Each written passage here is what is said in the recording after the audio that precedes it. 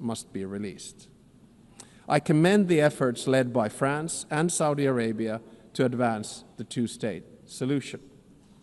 The negotiations must meet the Israeli and Palestinian security needs and Palestinian right to self-determination, its legitimate aspiration for statehood and sovereignty. The occupation that began in 1967 must end, and all permanent status issues must be resolved. Correspondingly, the countries that have not recognized Israel must do so.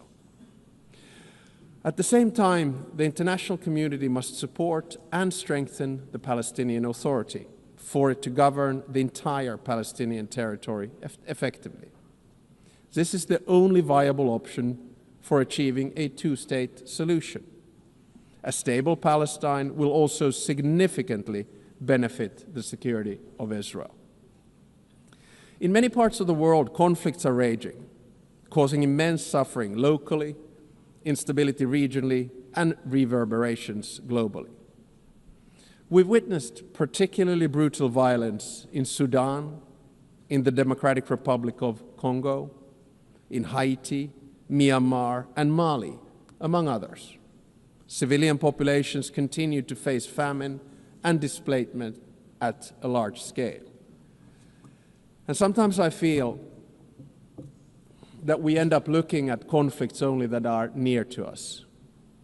But I think the job of the UN is to look at all of them with equal determination. I praise all those who, in good faith, continue to work for peace despite the daunting task. In June, a peace agreement was reached for the conflict in the Eastern Democratic Republic of Congo. The true test, like with all peace agreements, lies in its implementation. Does it stick? There's a humanitarian crisis of alarming proportions that compels us, all of us, to respond.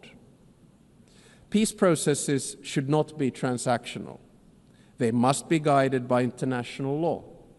All countries and stakeholders in the region must be engaged and committed to achieve sustainable peace. The presence and involvement of the UN is essential. I would also like to stress the crucial work carried out by journalists amid conflicts and in other difficult circumstances. Attacks on members of the media are unacceptable. Media freedom is the basis for democracy. It is a prerequisite for an open society. The ability of the press to carry out its work is important for all of us. Ladies and gentlemen, the composition of the UN still largely reflects the world of 1945. As the world has changed drastically, so should the decision-making at the UN. Last year, in this very hall, I argued for a reformed Security Council, a council where currently underrepresented regions would have a stronger voice through permanent seats at the table. The number of permanent members should be increased in the UN Security Council. At least there should be 2 new seats for Asia, 2 for Africa. I think I'm going to say this every year because it's the only place where I get applause. No single state should have a veto power. And if a member of the Security Council violates the UN Charter, its voting rights should be suspended. I believe that these changes